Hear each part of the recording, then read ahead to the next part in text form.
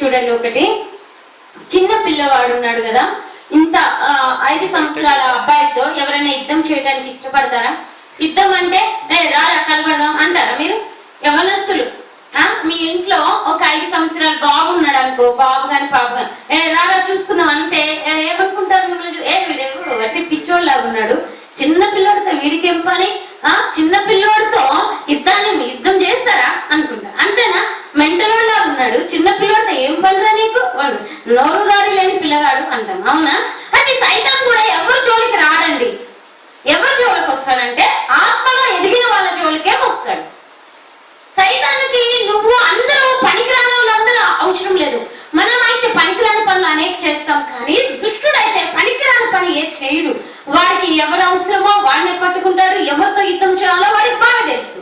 వాక్యం తెలిసిన వాళ్ళతో, ఆత్మ కలిగిన వాళ్ళతో, ఎవరి ద్వారా అయితే వాడు రాజ్యం పడిపోతుంది అనుకుంటే వాళ్ళతోనే వాడు యుద్ధం చేస్తాడు. అంతేనా? నాకు ఎవరి ద్వారా నష్టం కలుగుతుందో వాళ్ళనే నేను లేకుండా చేసుకుంటా, అంతేగాని ఎవరిని పడితే వాళ్ళతో యుద్ధానికి వెళ్తామా మనము? కాదు. ఇప్పుడు ఇరాక్ లో ఐఎస్ ఉంది కదా, వాళ్ళతో యుద్ధానికి ఎవరు వెళ్ళాలో వాళ్ళే వెళ్తారు. అందరూ వెళ్తారా? లేదు. వాళ్ళ బలాన్ని బట్టి ఇప్పుడు ప్రపంచంలో ఎన్ని దేశాలు వాళ్ళతో తలబడుతున్నాయి? మొన్న పేపర్లో చూస్తే 30 దేశాలు ఒకటి అయినట్లుగా మనము చూస్తున్నాం. అట్లాగే సైతాన్ కూడా, దేవుడు చాలా మందికి దయ్యాలతో అనుభవాలు ఉండవు, సైతాన్తో అనుభవాలు ఉండవు.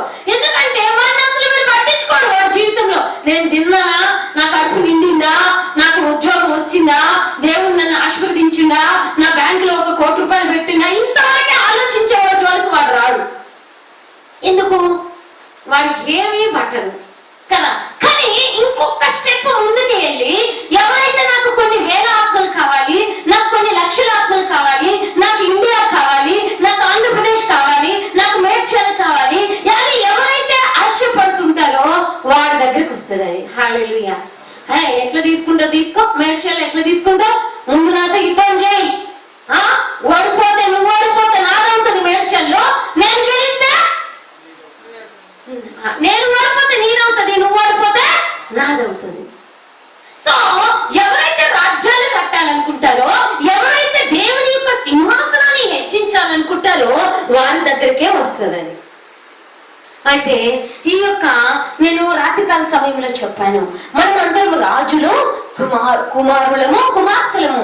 మన యేసు ప్రభువు రాజు కుమారుడు యుద్ధము చేయక తప్పదు. గుర్తుపెట్టుకోండి.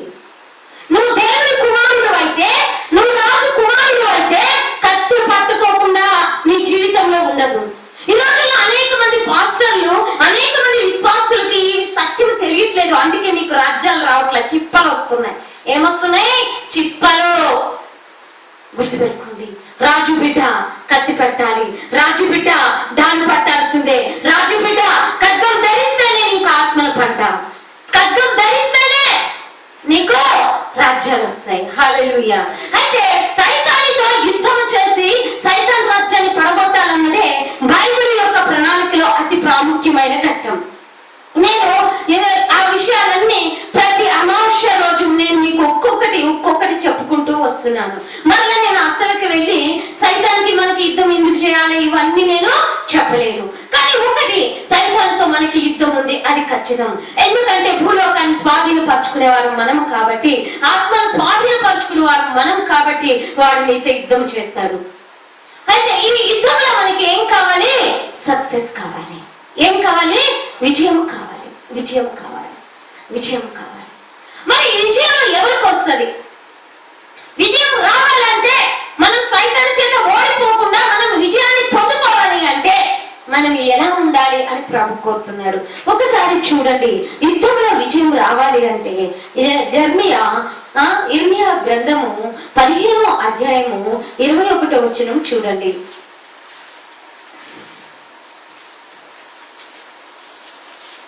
15వ అధ్యాయము 21వ వచనం చూడండి. దుష్టుల చేతిలో నుండి నిన్ను విడిపించెదను, బలాత్కారుల చేతిలో నుండి నిన్ను విమోచించెదను. అయితే దేవుడు ఇక్కడ ఒక మాట చెప్తున్నాడండి. దుష్టుడంటే ఎవడండి?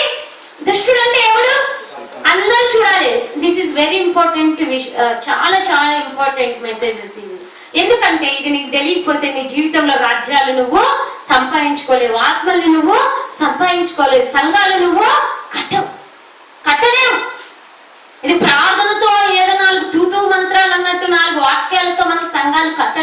యుద్ధము చేస్తేనే మనం సంఘాలు కట్టగలుగుతాం. అయితే దేవుని యొక్క వాక్యం ఏం చెప్తుంది అంటే, దుష్టుని చేతిలో నుండి నిన్ను విడిపించేదను, బలాత్కారుని చేతిలో నుండి నిన్ను విమోచించదు. అలాగే జెర్మియా 50:20-34 చూడండి.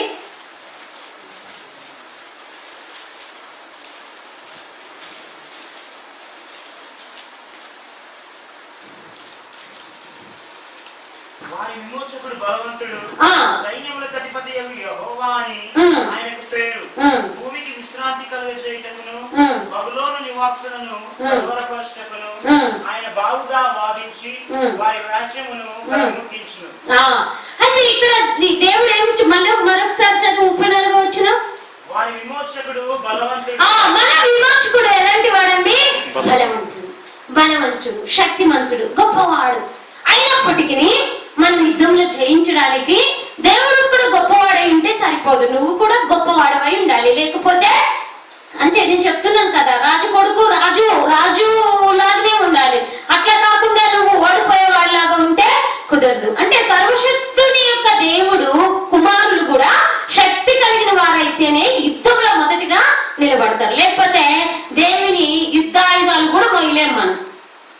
మనకు శక్తి లేకపోతే, మనలో అభిషేకం లేకపోతే యుద్ధ భూమిలో కూడా నిలబడలేము మనం. అంటే శక్తి కలిగిన వారు మాత్రమే యుద్ధంలో విజయం పొందుతారు. అందుకే ఇర్మియా గ్రంథము 15వ అధ్యాయం 20వ వచనం చూడండి. అప్పుడు నిన్ను ఈ ప్రజలను పడగొట్టజాలని ఇత్తడి ప్రాకారముగా నేను నియమించదను. నిన్ను రక్షించుటకును నిన్ను విడిపించుటకును నేను నీకు తోడై ఉన్నను కనుక వారు నీ మీద యుద్ధము చేయుదురు గాని నిన్ను జయింపకపోదురని యెహోవా సెలవిచ్చుచున్నాడు. ఒకసారి క్లాస్ కొట్టి దేవుని మహిమపరచండి. ఇక్కడ దేవుని వాక్యం ఏం చెప్తుంది అంటే, అప్పుడు అంటే ఎప్పుడు అనేది నేను తర్వాత చెప్తాను. అప్పుడు నిన్ను ఈ ప్రజల్లో పడగొట్టజాలని ఇత్తడి ప్రకారముగా నేను నిన్ను చేయుచున్నాను. ఎప్పుడైతే మనం ఒక ఇత్తడి ప్రకారముగా ఉంటామో అప్పుడు మాత్రమే మనం యుద్ధంలో విజయాన్ని పొందుతాం. అంతవరకు నీకు విజయం రాదు. ఎన్ని సైతాన్లు వచ్చినా, ఎన్ని సైతాన్లు నీ మీద పడినా, నువ్వు ఒక ఇత్తడి ప్రకారముగా ఉంటే అది నిన్నేం చేయలేదు. ఎలా ఉండాలండి? ఇత్తడి ప్రకారాన్ని ట్రైన్ వెళ్ళి గుద్దుకునింది అనుకో, ఏమవుతుంది? ట్రైన్కే దెబ్బ, దానికి ఏం కాదు. మరి ఇత్తడి ప్రకారం మీద మనిషి పోయి ఫాస్ట్ గా గుద్దుకున్నాడు అనుకో, చస్తారు. ఏదైనా ఇత్తడి ప్రకారం మీరు కలబడింది ప్రతిదీ మట్టి మూత తీసుకొని మట్టితో ఒక పెద్ద ఆయుధం చేసి ఇతర ప్రకారం కొట్టిన అనుకో, ఏమవుతుంది? మట్టిగా బూడిదిగా మిగిలిపోతుంది. ఇంకా ఏ ఆయుధం అయినా చూసుకో, ఇంకా పెద్ద ఆయుధం ఉపయోగిద్దాం, బాంబు వేద్దాం అనుకో, ఇత్తడి ప్రకారం ఏం కాదు. ఇత్తడికి ఏమన్నా బాంబు వేస్తే ఏమన్నా అవుతుందా? ఏం కాదు. అంటే ఏ ఆయుధమైనా ఇత్తడి ప్రకారాన్ని ఏది కూడా ఏమీ. అయితే యుద్ధంలో విజయం పొందాలి అంటే దేవుని కుమారులైనటువంటి రాజకుమారులైనటువంటి మీరు ఇత్తడి ప్రకారమై ఉండాలి. ఇత్తడి ప్రకారాన్ని ఇంకా ఏది కూడా ఏమి వాడు సైతాన్ వాడు కూడా వాడు వచ్చి ఇత్తడి ప్రకారం మీద పడినప్పుడు 2 తునకలు అయిపోతుంది. హల్లెలూయా, హల్లెలూయా, హల్లెలూయా, హల్లెలూయా. ఒకరోజు నేను మీకు ఆల్మోస్ట్ చాలా సార్లు చెప్పుకుంటాను, 7 సైతాన్లు కలిసి ఒక సైతాన్గా వచ్చింది నా దగ్గరికి. 7 దురాత్మలు కలిసి, 7 దురాత్మలు అంటే ఎల్లమ్మ, పోచమ్మ, మచ్చమ్మ, దుర్గమ్మ ఇవన్నీ కలిసి ఒక సైతాన్గా నా దగ్గరికి వచ్చాయి. నేను పడుకొని ఉన్నప్పుడు అవి 1 కిలోమీటర్ దూరంలో ఉన్నప్పుడే అది నా దగ్గరికి రావడం నాకు తెలిసిపోతుంది. 1 కిలోమీటర్ ఉన్నప్పుడే నాకు స్పర్శ తెలిసిపోతుంది. అంటే ఆ యొక్క 7 సైతాన్లు కలిసి వచ్చినప్పుడు ఇక నా రూమ్ డోర్ తీసుకొని వచ్చేస్తుంది. దేవుడు నాకు తెలియజేస్తా ఉన్నాడు. అప్పుడు నేను ఒక పాట పాడుతున్నా. ఏం పాట పాడుతున్నాను తెలుసా? రక్తం జయం, రక్తం జయం, రక్తం జయం, రక్తం జయం, రక్తం జయం అని పాట పాడుతుంది. అది కూడా పాడుతుంది. రక్తం జయం, రక్తం జయం, రక్తం జయం, రక్తం జయం, రక్తం జయం అంటున్నాయి. అయ్యమ్మ దిగ్గున అసలు చెమట పట్టిపోయినాయి నాకు. నిద్ర పోనీట్లే నైట్ మొత్తం. కొద్దిసేపు జుట్టు పెరుగుతుంది, కొద్దిసేపు కాలు పెరుగుతుంది, కొద్దిసేపు దుప్పట కప్పుకుంటే దుప్పట్లు లాగేస్తుంది. నాయన యేసు ప్రభువా, ఏంటి ప్రభువా ఈ బాధ ఏంటి? అసలు ఆ రోజు నైట్ నాకు నిద్ర లేదు. అప్పుడు ప్రభు అంటున్నాడు, భయపడదు, దాని మీద నీకు విజయం ఉంది. నేను అంటున్నా విజయం సంగతి తర్వాత గాని ప్రభా, ముందు నిద్రపోని. ఈ నైట్ నిద్ర వస్తుంది, కూర్చోలేకపోతున్నా, కొంచెం కళ్ళు మూస్తే అది వచ్చి దుప్పట్లాగుతుంది. నాయన నీ విజయం తర్వాత గాని ముందు నిద్రపోని ఈ రోజు నైట్ అంటున్నా. నేను దేవుడితో ఒకటి అంటున్నా, పడుకొని ఉంటే ఆ సైతాన్ కూడా నా తల కింద ఉన్న బైబిల్ తీసి చదువుతుంది. పిచ్చా నీకు, నా దేవుడు బైబిల్ చదువుతున్నావు అన్న. నేను వెంటనే ఆడ పెట్టింది. అంటే భయపడేం కాదు, ఎందుకు తీసుకొని ఇది నీకే అన్నట్టు, నీ బైబిల్ నువ్వే తీసుకోపో అన్నట్టు అంతే ఆడ పెట్టేసింది. నేను అనుకుంటున్నా, ఏంటబ్బా యేసు ప్రభువా ఇది, నువ్వేమో జయముంది అంటున్నావు, ఇదేమో నన్ను లెక్క చేయట్లేదు, నాకేమో జయముంది అంటున్నావు, ఇక్కడేమో ఇది నన్ను లెక్క చేయట్లేదు అని నేను అడుగుతుంటే, అసలు ఎందుకు అది లెక్క చేయట్లేదు, అసలు ఏంటి అది, అది ఏ సైతాను నాకు కావాలని ప్రార్థన చేస్తే ప్రభు చెప్పాడు, అది 7 ఆత్మలు కలిగిన దురాత్మ. 7 ఆత్మలు కలిగిన, 7 దెయ్యాలు కలిగి, 7 శక్తులు కలిగి వచ్చాయి నన్ను ఓడించడానికి. దుర్గమ్మ, మత్స్యమ్మ, పోసమ్మ, ఎల్లమ్మ, పెండమ్మ అన్ని కలిసి వచ్చినాయి. హల్లెలూయా. ఎన్ని వచ్చినా ఇదిగో చెప్తున్నా, నా ఇంటిని కూడా లాగలేకపోయా. ఎందుకు చెప్తున్నా అంటే, నేను అప్పుడు దేవుని ఒకటే అడిగిన, ప్రభువా దీన్ని జయించాలంటే ఏం చేయాలి అంటే, దేవుడు చెప్పాడు, వారియర్స్ లేపు, ఒక 12 మంది బలవంతుల్ని పిల్లల్లో నుంచి మీరు లేపమంటే 12 మందితో నేను ఒక ప్రైవేట్ టీం తయారు చేశాను. ఈ పాలు, ఇరమ్మ వాళ్ళందరూ అక్కడి నుంచి వచ్చేవారు. ఆ 12తో కలిసి 3 సంవత్సరాలు ఉపవాస ప్రార్థన చేస్తే అప్పుడు 7 సైతాన్లు లోబడ్డాయి. అప్పుడు దాకా లోబడాయి. అర్థమైందా? ఎంతో కష్టపడాల్సి వచ్చింది. అంతే. కొన్నిసార్లు మన జీవితంలో అవి ఓడిపోవట్లేదంటే సంథింగ్ ఈజ్ రాంగ్. ఒకటి, అవి 7 ఆత్మలతో అయినా వచ్చుండాలి, లేకపోతే ఎన్ని ఆత్మలతో వచ్చినా మనం అవి ఎన్నిటితో వస్తే మనం అన్నిటితో వెళ్ళాలి. యుద్ధంలో ఒంటరితనమో, యుద్ధంలో ఎట్లుండాలి, గుంపుగానే ఉండాలి. సో ఎందుకు ఈ మాట చెప్తున్నా అంటే, దేవుడు ఏమంటున్నాడంటే ఈ సమయంలో, ఓ విశ్వాసులారా మీరు ఇత్తడి ప్రకారంగా ఉండాలి. ఇత్తడి ప్రకారంలోకి 7 సైతాన్లు దేవుడు అంటాడు, ఒక చోట ఒక దెయ్యాన్ని వెళ్ళగొడితే అది విషయాన్ని ఎత్తుకుంటూ పోయి 7ని తీసుకొస్తుందంట. ఆ వాక్యం గుర్తుకొచ్చింది అప్పుడు నాకు. కానీ బలమైనటువంటి ఆత్మ కలిగిన వాళ్ళు, ఒకే ఆత్మ ఒకే మనసు కలిగిన మేము కూర్చొని ప్రార్థన చేస్తూ ఉంటే ఒక 1 ఇయర్లో 3ని, 1 ఇయర్ తర్వాత 3ని ఎలగొట్టాం. ఇంకా ఒకటి ఎదుర్కొంటూనే ఉంది. హల్లెలూయా. ఇంకా ఒకటి ఎదుర్కొంటూనే ఉంది. కానీ ఎన్ని వచ్చినప్పటికీ నువ్వు ఇంతటి ప్రకారంగా ఉంటే ఏ సైతాను నిన్నేమి. అయితే ఇంతటి ప్రకారం అంటే ఏంటండి? నేను శరీరం అంతా తీసేసి ఉక్కు, అప్పుడప్పుడు ఇందిరాగాంధీ అంట ఉక్కు శరీరం ధరించుకునేదంట. ఆ ఉక్కు శరీరం అంటే ఏంటంటే, ఎవరన్నా కాల్చినా కూడా ఉక్కు లోపలికి పోదు, పక్కకి వెళ్ళిపోతుంది గుండు. అలా ధరించుకోవాలని కాదు. ఈ ఉక్కు ఇక్కడ పనికిరాదు, ఈ ఉక్కు ఇక్కడ పనికిరాదు. చూడండి వాక్యం ఏం చెప్తుందో.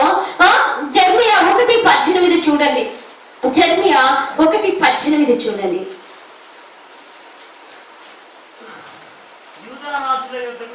యూదా రాజుల యుద్ధకు గాని, ప్రధానుల యుద్ధకు గాని, యాజకుల యుద్ధకు గాని, దేశ నివాసుల యుద్ధకు గాని, ఈ దేశమంతటిలో నీవు ఎక్కడికి పోయినను ప్రాకారము గల పట్టణము గాను, ఇనుప స్తంభము గాను, ఇత్తడి గోడలు గాను నీవుండునట్లు ఈ దినమున నిన్ను నియమించి ఉన్నాను. వారు నీతో యుద్ధం చేసుదురు గాని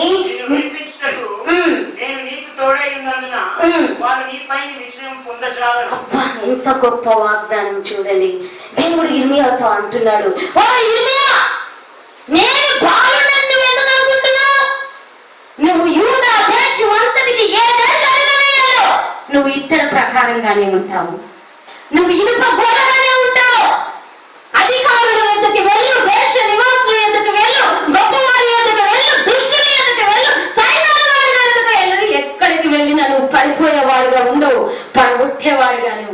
హల్లెలూయా, హల్లెలూయా, హల్లెలూయా. అందుకే దేవుని వాక్యం అంటుంది, నువ్వు పడిపో, వారిని యుద్ధాన్ని చేస్తారు. ఎందుకు యుద్ధం చేస్తారు?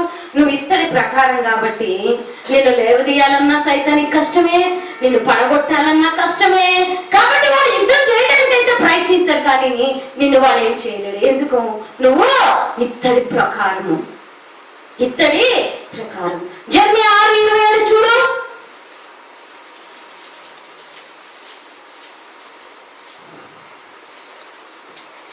నీవు నా జనుల మార్గమును తెలుసుకొని పరీక్షించినట్లు నిన్ను వారికి వన్యచూచు వానిగాను వారిని నీకు లోహపు తుంటగాను నేను నియమించి ఉన్నాను. ఏమంటున్నాడు ఇర్మియా? నువ్వు నా జనుల మార్గం తెలుసుకొని పరీక్షించినట్లు వారికి నిన్ను వారికి వన్యచూచు వానిగాను వారిని నీకు లోహపు తుంటగాను నేను చేస్తున్నాను. అంటే దేవుని యొక్క ప్రణాళికలో నువ్వు నేను భూలోకంలో ఎలా ఉండాలని దేవుడు కోరుకుంటున్నాడంటే ఇత్తడి స్తంభాలుగా ఉండాలని దేవుడు కోరుకుంటున్నాడు, ఇనుప గోడగా ఉండాలని దేవుడు కోరుకుంటున్నాడు. అది గాడ్ ప్లాన్ మీద. అంతేగాని ఏమి బతికినంత కాలం సొల్లు కాచుకుంటా తిరగడం కాదు. ఏంటి తెలుసా? మనం ఏంటి తెలుసా? ఏంటి మనం బాంబు వేసినా కూడా పేరతో. So that type of powerful bombs మనం పడితే అన్ని కూలిపోవాలి, కానీ ఏది పడినా మనం కూలిపోవద్దు. హల్లెలూయా. మరి ఇంత గొప్ప శక్తి నీకు నాకు కావాలంటే ఏం చేయాలి? ఎప్పుడు నువ్వు ఇత్తడి ప్రకారం అవుతావు? ఎప్పుడు నువ్వు ఇనుప గోడ అవుతావు? ఎప్పుడవుతావు? ఎలా ఉంటే నువ్వు అలా ఆ స్థితికి వస్తావు. చాలా మందికి నమ్మకాలు ఉండవు. ఇవన్నీ నిజమేనా అంటే నిజమే. బైబిల్లో రాస్తే నిజం కాకపోతే అబద్ధం అవుతుందా? నీ అనుభవంలో లేనంత మాత్రమే కాదు అనుకుంటే తప్పు కదా. డాక్టర్ అనుభవాలు డాక్టరే, లాయర్ అనుభవాలు లాయరే, టీచర్ అనుభవాలు టీచరే. నా అనుభవాలలో ఇది కరెక్టే. నీ అనుభవాల్లో ఉందో లేదో నాకు తెలియదు, కానీ నా అనుభవాలలో అయితే మనము ఇత్తడి ప్రకారాలనే. అయితే ఇంత గొప్ప శక్తి, ఇంత గొప్ప బలం ఒక మనిషికి ఎప్పుడు వస్తుంది అంటే చూడండి, జర్మియా 3:14 చూడండి. ఫస్ట్ జర్మియా ఒక్క నిమిషం. జర్మియా 15వ అధ్యాయము 19వ వచనం చూడండి. 19వ వచనం చూడండి. కాబట్టి యెహోవా ఇలాగ సెలవిచ్చెను, నీవు నా తట్టు తిరిగిన యెడల నా సన్నిధిని నిలిచినట్లు నేను నిన్ను తిరిగి రప్పించును. చాలండి. ఒకటి ఏం చేయాలయ్యా దేవుని బిడ్డలు అంటే, లోకము నుంచి మనం ఎవరి తట్టు తిరగాలి? శక్తిని యేసయ్య వైపు తిరగాలి. హల్లెలూయా. ఈ ఇనుప గోడ లాంటి శక్తి ఎక్కడి నుంచి వస్తుందండి మనకి?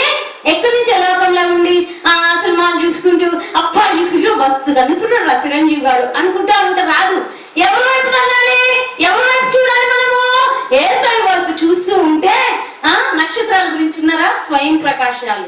నక్షత్రాలు అంటే అది స్వయంగా ప్రకాశిస్తాయంట. గ్రహాలు ఏం చేస్తాయంట? దాని వెలుగు తీసుకొని డూప్లికేట్ అన్నమాట, వెలుగుతా ఉంటది.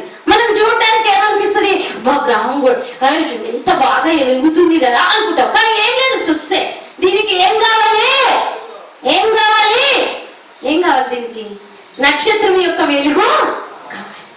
సో మనం అందరం గ్రహాలు అంటే వాళ్ళమే. మనల్ని తిప్పాలి, ఏదైనా ఒక శక్తి మనల్ని తిప్పాలి. ఎప్పుడు తిప్పుతారు మనల్ని? దైవ శక్తి అంటే మనం దేవుడి తట్టు తిరిగినప్పుడు. హల్లెలూయా. ఎప్పుడైతే దేవుడి తట్టు మనం తిరుగుతామో దైవ శక్తి నీలోకి వస్తూ ఉంటది. దైవ శక్తి నీలోకి వస్తుంటే నువ్వు వెలుగుతూ ఉంటావు. హల్లెలూయా. ఎవరు మనము శక్తి లేని గ్రహాలను, శక్తి లేదు మనకి. నవగ్రహాలని 9. ఈ 9 గ్రహాలకి అందరు పూజలు చేస్తుంటారు. ఎలా చేస్తుంటారు? నవగ్రహాలు చుట్టూ తిరిగితే ఉన్న దరిద్రం పోతుందని హిందువులు ఏం చేస్తారు? నవగ్రహ పూజలు చేస్తారు. యాక్చువల్ గా నవగ్రహాలకు ఏ శక్తి లేదు, వాటిని తిప్పే శక్తి ఇంకొకటి కావాలి. గ్రహాలకు శక్తి లేదు, వాటిని తిప్పడానికి ఇంకొక స్టార్ నుంచి శక్తి రావాలి. ఆ స్టార్ ఎవరు? యేసయ్య.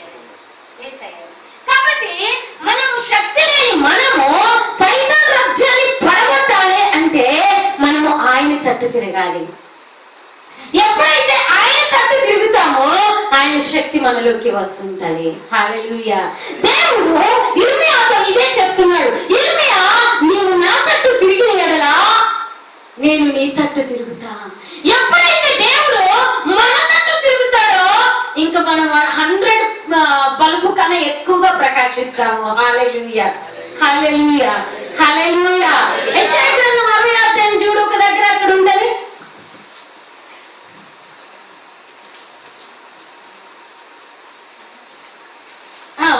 ఒకటో వచ్చిన చూడు. నీకు వెలుగు వచ్చి ఉన్నది, నీకు వెలుగు వచ్చినది, లెమ్ము, తేజరిల్లుము, యెహోవా మహిమ యెహోవా మహిమ నీ మీద ఉదయించెను. క్లాస్ కొట్టి దేవుని మహిమపరిచింది. ఏం చెప్పలేవు? నీకు వెలుగు వచ్చింది, లేము, తేజరిల్లుము, యెహోవా మహిమ నీ మీద ప్రకాశించుచున్నాడు, ఉదయించుచున్నాడు. మనకి ఈ సూర్యుడు ఎండ తగలకపోతేనే ఏమవుతుంది? బీపీ మీద తగ్గిపోయి ఎముకలన్నీ పిప్పి అయిపోతాయి. ఏంటి? సూర్యుడు వెలుగు తగలకపోతేనే ఎవరు వెలుగు? సూర్యుడు వెలుగు, ఉదయకాలపు వెలుగు. సైన్స్ స్టూడెంట్స్ ఏనా మీరు? ఉదయకాలపు ఎండలో ఏముంటది? డి విటమిన్ ఉంటది. ఆ డి విటమిన్ తగలకపోతేనే మన ఎముకలన్నీ కూడా ఒంట్లో తిరిగిపోయి కీలు పట్టుకొని పోయి పిప్పి అయిపోతాయి. మరి యేసయ్య వెలుగు తగలకపోతే విశ్వాసి నువ్వు ఎలా ఎదుగుతావు? యేసయ్య మహిమ నీ మీద ఉదయించకపోతే, యేసయ్య మహిమ నీ మీద ఉదయించకపోతే నువ్వు ఎలా ప్రకాశిస్తావు? నీ ఎముకలు కాదు కదా, మొత్తం టోటల్ పాయిజన్ అయిపోతుంది. ఎముకలు ఒక్కటే కాదు, అక్కడ సూర్యుడు వెలుగు తగలకపోతేనే ఎముకలు పోతాయి. ఇక్కడ యేసయ్య నీ మీద ఉదయించకపోతే మొత్తం పోతాయి.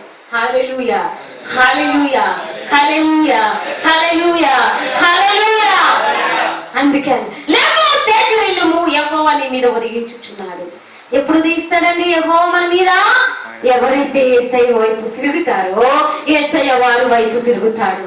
ఎవరైతే యేసయ్య వెలుగు పొందుకుంటారో, యేసయ్య శక్తిని పొందుకుంటారో వాళ్ళు ఇత్తడి ప్రకారంగా ఉంటారు. హల్లెలూయా, హల్లెలూయా, హల్లెలూయా. ఇర్మియా 3:14. భ్రష్టులకు పిల్లలారా తిరిగి రండి, నేను మీ యజమానులను. ఇదే యెహోవా వాక్కు. భ్రష్టులకు పిల్లలారా. ఎవరండి మనము? ఎవరు మనము? భ్రష్టులం. నిజంగా భ్రష్టులమే మనం. నిద్ర లేచి ఈరోజు సైమన్ అన్నట్టు ఎవరన్నా వాక్యం జరుగుతున్నారా, ఎవరన్నా ప్రే చేస్తున్నారా, లేయడం నేను కూడా అండి ఫస్ట్ తీరాలి. ఏం అర్థం కాదు నాకు కూడా. ఏంటి మన తిప్పులంతా కడుపు కోసమే అయిపోతుంది కదా. నాకు అనిపించింది నిజంగా దేవుడు మాట్లాడాడు ఈ రోజు మనతో దేవుడు. ఎట్లా? నిద్ర లేచి ఏం చేస్తున్నాం మనం? భ్రష్టులకు నా పిల్లలారా తిరిగి నా యొద్దకు రండి, నేను మీ యజమానిని, మీ మీద నేను ఉదయించుతా. మీకు శక్తి కలుగుతుంది, మీరు ప్రకాశిస్తారు. హల్లెలూయా. భ్రష్టులం మనం, భ్రష్టులం. పిల్లలు నిద్రలేస్తున్నాగానే తల్లిని ఎతకాలి. యేసయ్య పిల్లలు నిద్రలేస్తున్నాగానే తండ్రి అయినా మన దేవుడైనా యేసయ్యని ఎతకాలి. మనం ఏం ఎతుకుతున్నాము? టీ. నేనైతే టీ ఫస్ట్ టీ తాగిన తర్వాతనే ప్రేయర్ కూర్చుంటా. కానీ టీ తాగిన తర్వాత ప్రేయర్ కూర్చుంటా. ఆడేసుకుంటా చిన్నలు. కనీసం టీ తాగిన తర్వాత 1 గంట, గంటన్నర అయినా నేను ప్రేయర్ చేసుకుంటా. టీ ఒక్కటే తాగేసి అప్పుడు స్టార్ట్ చేస్తా. కానీ ఎట్లయినా పర్లేదు, కానీ ఏం చేయాలంటే మనము దేవుణ్ణి వెతకాలి, దేవుణ్ణి వెతకాలి. ఎవరైతే దేవుణ్ణి వెతుకుతారో, ఇర్మియాలో ఏమన్నది? ఇర్మియా 69. ఎవరైతే నన్ను జాగ్రత్తగా వెతుకుతారో వారు నన్ను కనుగొందురు. ఎవరైతే నన్ను ఆశగా వెతుకుతారో వారికి నేను దొరుకుతా. ఎక్కడుందండి మన ఆశ? ఎక్కడుంది మన జాగ్రత్త? ఎవరన్నా జాగ్రత్తగా దేవుణ్ణి వెతుకుతున్నారా? డబ్బులు కొని 1 లక్ష రూపాయలు ఎన్ని ఫోన్లు వస్తాయి నాకు, అదే ఆత్మీయ జీవితంలో పడిపోతుందని ఎప్పుడన్నా ఫోన్లు చెప్తారా? ఇంతవరకు నాకు వచ్చిన ఫోన్లో ఒక్కటన్నా నేను ఆత్మీయంగా పడిపోతున్నా ప్రే చేయాలో లేరు. అన్ని డెవలీ ఫోన్లు నాకు వచ్చేటి, దేనికి పనికిరాని ఫోన్లు నాకు. అందుకే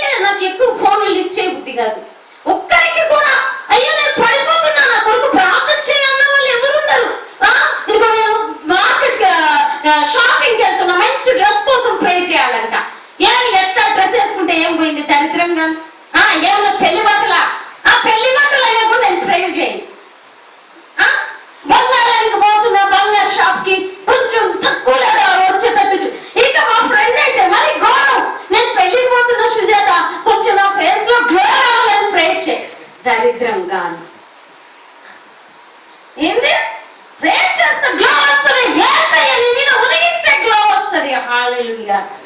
యేసయ్య వైపుకు నువ్వు తిరిగితే, యేసయ్య నీ వైపుకు తిరిగితే, యేసయ్య శక్తి నీ మీద పడితే, ఆయన వెలుగు నీ మీద పడితే అప్పుడు నీ ముఖంలో గ్లో వస్తుంది. కానీ ఫంక్షన్ పోతున్నాను, రెడ్ కలర్ పూసుకొని పోరా అని చెప్పిన నేను.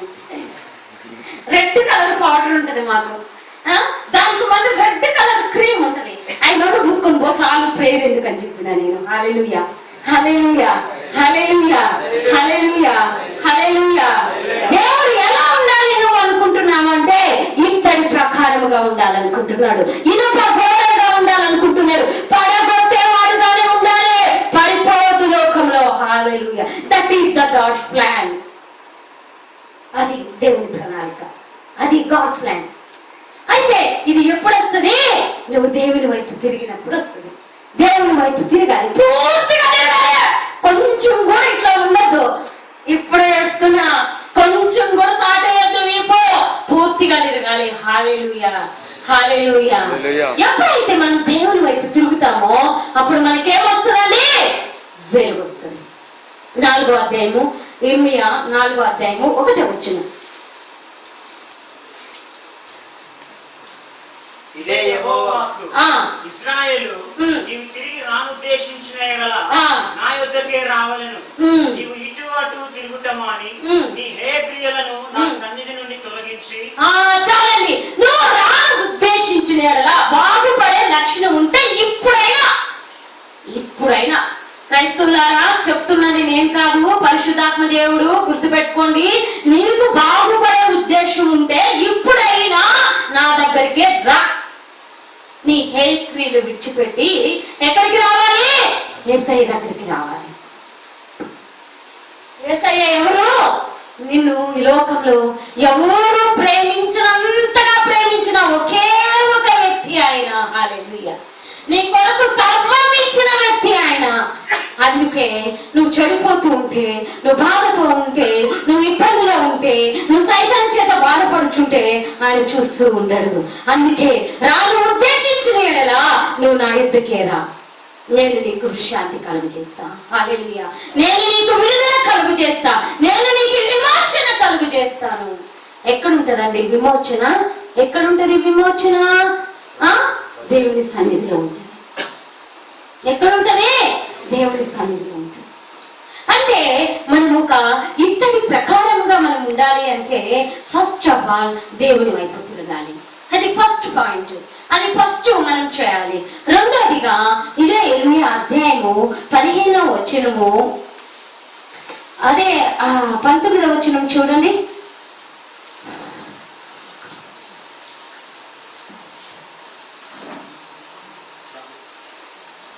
ఏవి నీచములో, ఏవి ఘనములో గుర్తుపట్టిన యెడల. చాలు. రెండోది ఏం చేయాలంటే క్రైస్తవులారా, ఓ గొప్పోళ్ళు, మీరే చాలా గొప్పోళ్ళు నాకు తెలుసు. క్రైస్తవులకి ఉండవలసిన రెండో ప్రాముఖ్యమైన విషయం ఏంటంటే ఏవి నీచములో, ఏవి ఘనములో నువ్వు గుర్తుపెట్టే శక్తి నీకు ఉండాలి. గుర్తుపెట్టే శక్తి ఉండాలి. కొంతమంది అంటా ఇదేమే తప్పేం కాదు, ఇది చెయ్యొచ్చు. ఏం చెయ్యొచ్చు అని బయటలో చెప్పిందా?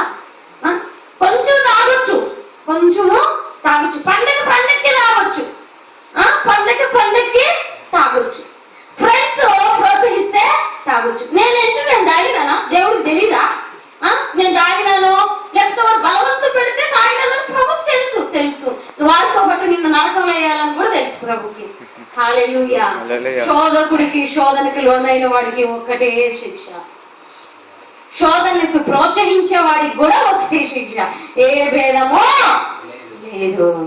అంటే క్రైస్తవులకి ఏది మంచిది, ఏది చెడు అనే ఇంకిత జ్ఞానం లేకపోతే ఎట్లా?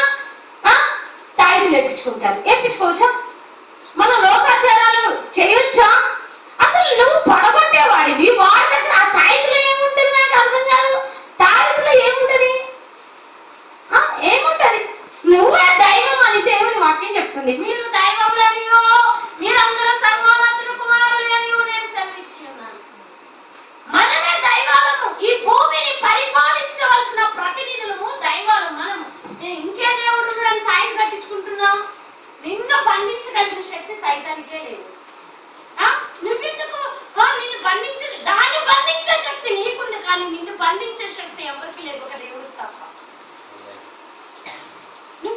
వాయిస్ తెప్పించుకుంటూ నాకు అర్థం కాదు. బైబిల్ చదవరు వీళ్ళు బైబిల్ చదవరు. నాకు తెలుసు బైబిల్ చదివిన వాడు నిజమైన క్రైస్తవుడు. వాడికి సత్యం తెలుసు కాబట్టి, వాడే దైవం అని తెలుసు కాబట్టి, సర్వోన్నత కుమారుడు అని తెలుసు కాబట్టి, అతడు ఇత్తడి ప్రకారము ఇనుప గోడ మనం కంటే ఆ దుర్గమ్మలు ఆ పోచమ్మలు ముక్కలు కావాలి. వాటికాడికి మనం ఏమవుతుందా నాయన అనుకుంటాడు. వాటికి తెలియని ఏం తెలియదు, అది తెలీదు ఇది తెలీదు. వీడి కన్నా అందుకే వీడికి ఎప్పుడు సైతాన్ని 3 నామాలు పెట్టి నువ్వు ఇచ్చే ఉండరా అనుకో. అయితే దేవుని యొక్క బిడ్డలకి ఇప్పుడు ఏం తెలియట్లేదు అంటే ఏది మంచిదో ఏది చెడుదో. చూడండి, మనం హిందువులతో మీరు పోల్చుకొని చూడండి. హిందువులు ఎక్కువ పాపం చేస్తున్నారా, క్రైస్తవులు ఎక్కువ పాపం చేస్తున్నారా? నిజం చెప్పండి. క్రైస్తవులే ఎక్కువ. క్రైస్తవులు తాగి ప్రభువులు తీసుకుంటున్నారు. వాడికి తెలియదు, హిందూకి మంచేదో తెలియదు, చెడేదో తెలియదు, భక్తి ఏంటో తెలియదు, దేవుడు అంటే ఏంటో అన్ని తెలిసిన వీడు వాడికన్నా ఎక్కువ పాపం చేస్తున్నాడు. తాగుతాడు, అమ్మాయిలతో తిరుగుతాడు బాగా. పెళ్లికి ముందు హిందూ ఎవరైనా ఎక్కువ తిరుగుతాడా? మన హిందూస్ మన క్రిస్టియన్స్ తిరుగుతారు. భయం ఏముండదు. మరి ఫ్యాషన్ అది. మళ్ళీ ఫ్యాషన్, మళ్ళీ మనమే ఫస్ట్ ఉంటాం దేవుడి పనిలో. ఇది సాక్ష్యమా? ఇది దేవుడికి ఇష్టమైనయా? మళ్ళీ చూడండి, హిందూస్ కన్నా క్రిస్టియన్ అమ్మాయిల జీన్స్ ఎక్కువ వేస్తారు. క్రిస్టియన్ అమ్మాయిల కన్నా హిందువుల అమ్మాయిలు చాలా పద్ధతిగా ఉంటారు. కానీ అది క్రిస్టియన్ అమ్మాయిలు ఎట్లుంటారు? విచ్చలవిడిగా ఉంటారు. క్రిస్టియన్ అమ్మాయిలు తిరిగిన పిచ్చి తిరుగుళ్ళు హిందూ అమ్మాయిలు తిరగరు. అంటే ఏమవుతుంది? మన ట్రెడిషన్ పేరుతో ఏం చేస్తున్నావు? నువ్వు పాపం చేస్తున్నావు. దేవుడు ఈ ట్రెడిషన్ నేర్పించాడు మనకి, ఈ ట్రెడిషన్ నేర్పించాడు దేవుడు మనకి. ఏ ట్రెడిషన్ కింద ఉన్నాం మనం? ఏ ట్రెడిషన్ కింద ఉన్నాం మనం? ఏ ట్రెడిషన్ మంది? వెస్టర్న్ ట్రెడిషనా, ఈస్టర్న్ ట్రెడిషనా? ఏది మంది? ఏం ట్రెడిషన్ మంది? కొన్ని చర్చెస్ కి వెళ్తే అసలు ఉండబుద్ధి కాదు. క్రమం ఉండదు. పాస్టర్ అమ్మలే చాలా వికారంగా ఉంటారు. ఏంది ఇది నేర్పించాడు దేవుడు మనకి? కాదు. అంటే ఏం తెలియట్లేదు ఈ రోజు క్రైస్తవుడికి? ఏమి నీచములో ఏమి ఘనములో తెలియట్లేదు. అందుకే దేవుడు ఇర్మియాతో అంటున్నాడు, ఓ యవనస్తుడుగా ఉంటున్నా ఇర్మియాతో అంటున్నాడు, ఓ యవనస్తుడు అయిన విశ్వాసి నువ్వు ఎట్లుంటున్నావు? ఏమి నీచములో ఏమి ఘనములో నువ్వు గుర్తుపట్టు. ఫస్ట్ గుర్తుపట్టు, ఎట్లున్నావు నువ్వు చూసుకో. సాక్ష్యాలు లేని వాళ్ళ సంఘాలు కట్టదు. సాక్ష్యాలు లేని వాళ్ళ సంఘాలు కట్టదు. తాగిన వాళ్ళు క్రైస్తవుడు అని చెప్పదు. నేను చెప్తున్నా తాగిన వాళ్ళు ఎవరు కూడా నేను క్రైస్తవుడు అని చెప్పొద్దు. ప్రభు వల్ల తీసుకోవద్దు. నాకని తెలిస్తే కొన్నిసార్లు నాకు అంత కోపం వస్తుంది. తలకాయ తీసి గోడ కొట్టాలనిపిస్తుంది. హల్లెలూయా. ఇవేమన్నా మీ జీవితాలు అనుకుంటున్నారా? ఏమనుకుంటారు? పౌలు భక్తుడు అంటున్నాడు, దేహము దేవుని దేవాలయం అని తెలీదా మీకు? తెలీదా? ఎప్పుడు వినలేదా? విన్నారు కదా? దేహము దేవుని దేవాలయము. నీ దేహముతో ఏది జరిగిస్తావో అది తీర్పు లేకొస్తుందని తెలీదా? నీ దేహమును బట్టి దేవుని మహిమపరచాలని మీకు తెలీదా? ఏం తెలియదు మీకు? ఏం తెలీదు? ఇవి తెలీదా? కానీ తెలిసినా మనం ఏం చేస్తున్నాం? ఏది నీచమో ఏది ఘనమైనదో మనము గుర్తుపడతాం. నేను నా యవ్వన వయసులో ఉన్నప్పుడు మేము 17 నుంచి 25 సంవత్సరాల మధ్యలో దేవుడు ఈ వాక్యంతో నాతో మాట్లాడాడు. బైబిల్ కాలేజీలో బైబిల్ ట్రైనింగ్ నేను చేస్తున్నప్పుడు దేవుడు అన్నాడు, ఈ వాక్యంతో స్పష్టంగా దేవుడు నాతో మాట్లాడాడు. నీవు నా తట్టు తిరిగిన ఎడల నేను నీ తట్టు తిరిగిదును. ఏమి నీచములో ఏమి ఘనములో నువ్వు గుర్తుపట్టిన ఎడల నా నోటి వలె ఉంటావు సుజాత అన్నాడు దేవుడు. హల్లెలూయా, హల్లెలూయా, హల్లెలూయా, హల్లెలూయా. మనము గుర్తుపట్టాలి. చూడండి, ఎహెజ్కేలు గ్రంథము 22వ అధ్యాయము 26వ వచనం.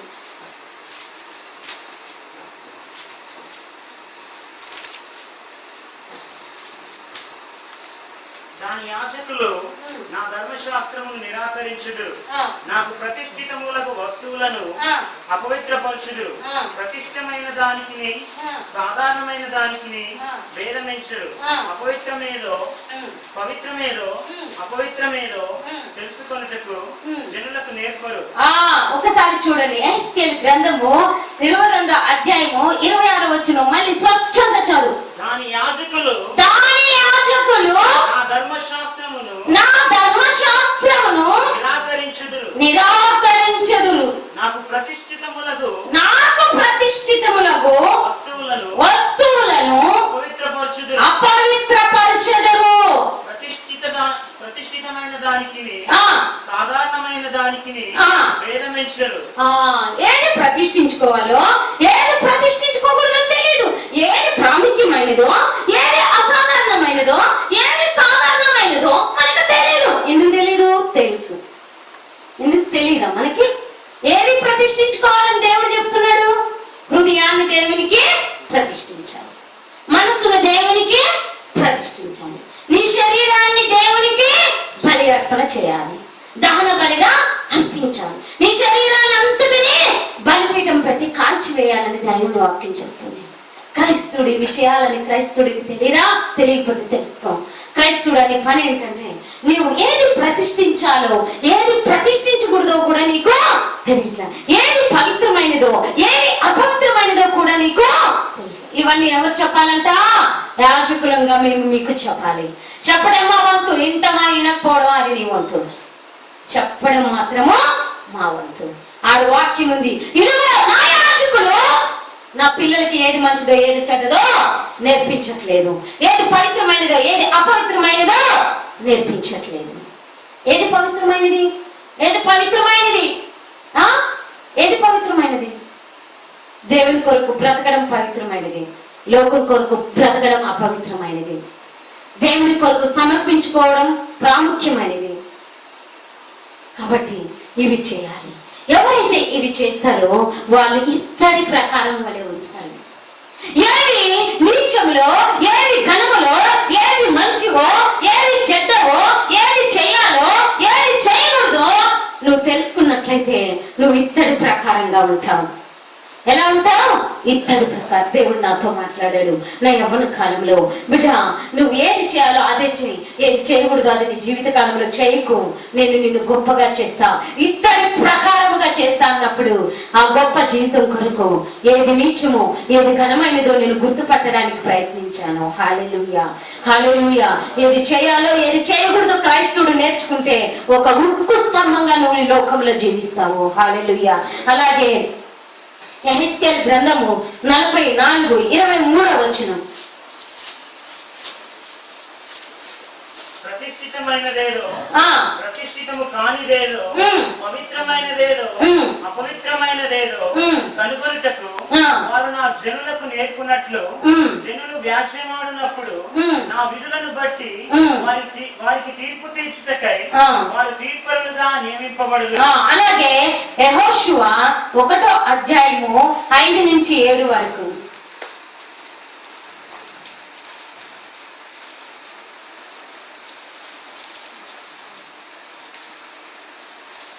యెహోషువ 1వ అధ్యాయము 5-7 వచనాలు. నీవు బ్రతుకు దినములన్నిటను ఏ మనుషుడు నీ ఎదుట నిలవలేక ఉండును. నేను మోషేకు తోడై ఉండినట్లు నీకును తోడై ఉండును. నిన్ను విడువను నిన్ను ఎడబాయను. నిబ్బరము కలిగి ధైర్యంగా నుండుము. వారికి ఇచ్చదనని నేను వారి పితరులతో ప్రమాణం చేసిన ఈ దేశమును నిశ్చయముగా నీవు ఈ ప్రజల స్వాధీనం చేసేదవు. అయితే నీవు నిబ్బరం కలిగి జాగ్రత్త పడి బహు ధైర్యముగా నుండి నా సేవకుడైన మోషే నీకు ఆజ్ఞాపించిన ధర్మశాస్త్రం అంతటి చొప్పున చేయవలెను. నీవు నడుచు ప్రతి మార్గమున చక్కగా ప్రవర్తించినట్లు నీవు దాని నుండి కుడికి గాని ఎడమకు గాని తొలగకూడదు. ఇక్కడ మోషేతో ఇక్కడ యెహోషువతో మరి దేవుడు సెలవిస్తున్నాడు. ఏమంటున్నాడంటే ఇదిగో యెహోషువ, నీవు మోషే ఇచ్చినటువంటి ధర్మశాస్త్రం అంతటి చొప్పున నువ్వు బోధించడానికి కానీ నడవడానికి కానీ తప్పిపోవద్దు. కుడికి కానీ ఎడమక దాన్ని తొలగిపోకుండా నేను నీకు చెప్పినట్లుగా నేను చేసిన బోధ ప్రకారం నువ్వు జీవించినట్లయితే నువ్వు ఉక్కు స్తంభంగా ఉంటావు, ఇనుప గోడలుగా ఉంటావు, ఇత్తడి ప్రాకారముగా ఉంటావు. నేను చెప్పినట్లు నువ్వు చేయాలి, వాక్య ప్రకారం నువ్వు జీవించాలి, ఏది మంచిదో ఏది చెడ్డదో నువ్వు గుర్తుపట్టాలి. నేను నీకు బోధించిన మార్గంలో నుంచి నువ్వు కుడికి గాని ఎడమకి గాని నువ్వు తొలగిపోవద్దు. అప్పుడు ఎలా ఉంటావు? నువ్వు ఇనుప స్తంభంగా ఉంటావు. ఏ సైతాన్ గారు కూడా ఈవెన్ లూసిఫర్ గారు ఉండి నేను చేయలేడు. హల్లెలూయా. అది ప్రణాళిక అంతే, దాన్ని ఎవరు ఏం చేయలేరు. దేవుడు పెట్టిన చట్టం. వాడు అన్ని వేళ మనల్ని జయించడానికి వీలు లేకుండా దేవుడు మనకు ఒక మార్గాన్ని పెట్టాడు. ఆ మార్గంలో మనం లేకనే పడిపోతున్నాం. హల్లెలూయా, హల్లెలూయా. అలాగే జర్మియా ఇదొక్కటే చెప్పేసి క్లోజ్ చేస్తాను. ఇర్మియా 15వ అధ్యాయము 19వ వచనం మరొకసారి చదవండి. కాబట్టి యెహోవా ఇలాగు సెలవిచ్చెను, నీవు నా తట్టు తిరిగిన యెడల నీవు నా సన్నిధిని నిలిచినట్లు నేను నిన్ను తిరిగి రప్పింతును. ఏవి నీచములో ఏవి ఘనములో నీవు గుర్తుపట్టిన యెడల నీవు నా నోటి వలె ఉందువు. ఏవి నీచములో ఏవి ఘనమైనవో నువ్వు గుర్తుపట్టిన ఎడల నీవు ఎలా ఉంటావండి? ఎలా ఉంటావు? నువ్వు యేసయ్య నోటి వలె ఉంటావు. యేసయ్య నోటి వలె, జీవము కలిగిన నోటి వలె నువ్వు ఉంటే నువ్వు ఒక ఇత్తడి స్తంభం. ఇంకా సైతాన్ని నిన్నేమీ చేయలేదు. చదువు, కంటిన్యూ చేయి. వారు నీ తట్టుకు తిరగవలను గాని నీవు వారి తట్టునకు తిరగకూడదు. అప్పుడు నిన్ను ఈ ప్రజలను పడగొట్టజాలని ఇత్తడి ప్రాకారముగా నేను నియమించాను. అది అండి. ఎప్పుడైతే ఏవి నిత్యంలో ఏవి ఘనాలో మీరు గుర్తుపట్టినట్లయితే దేవుని యొక్క మాటలు దేవుని నోరు వలె మీ నోరు అయిపోతుంది. దేవుని నోరు వలె నీ నోరు అయిపోతే ఇంక నువ్వు ఆడుకోవచ్చు. సైతానితో కాదు, ఏ దానికైనా ఆడుకోవచ్చు. గోళీలాట ఇట్లా అంటే నీకు నచ్చిన విధంగా ఆడుకోవచ్చు. ఎందుకంటే జీవము కలిగిన నోరు నీకుంటే నువ్వు ఏది చెప్తే అది జరుగుతుంది. చావు అంటే చస్తాడు, బతుకు అంటే బతుకుతాడు. యేసునామంలో ప్రపంచ బ్యాంక్ ఓపెన్ అవుతుంది కాబట్టి వస్తుంది. కావాలి అంటే తీసుకోవచ్చు, వద్దనుకుంటే అది పెట్టేయచ్చు. హల్లెలూయా, హల్లెలూయా. అంత గొప్ప నోరు నీకు ఇచ్చిన తర్వాత నువ్వు రాజ్యాలు పడగొట్టచ్చు. అంతే కదా.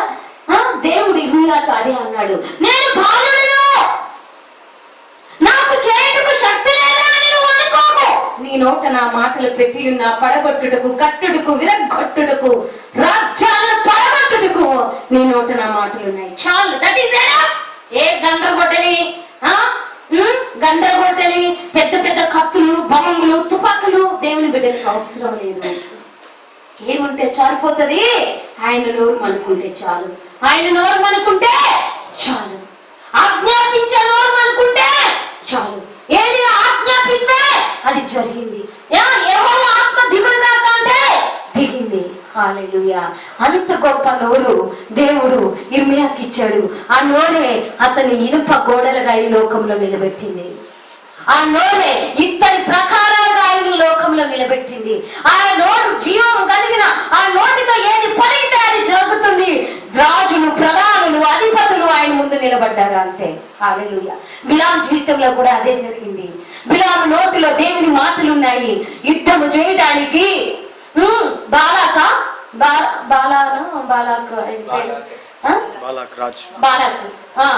బాలాకు యుద్ధంలో శత్రురాజ్యాన్ని జయించడానికి యేసయ్య నోరు కలిగిన బిలాము కావాల్సి వచ్చింది.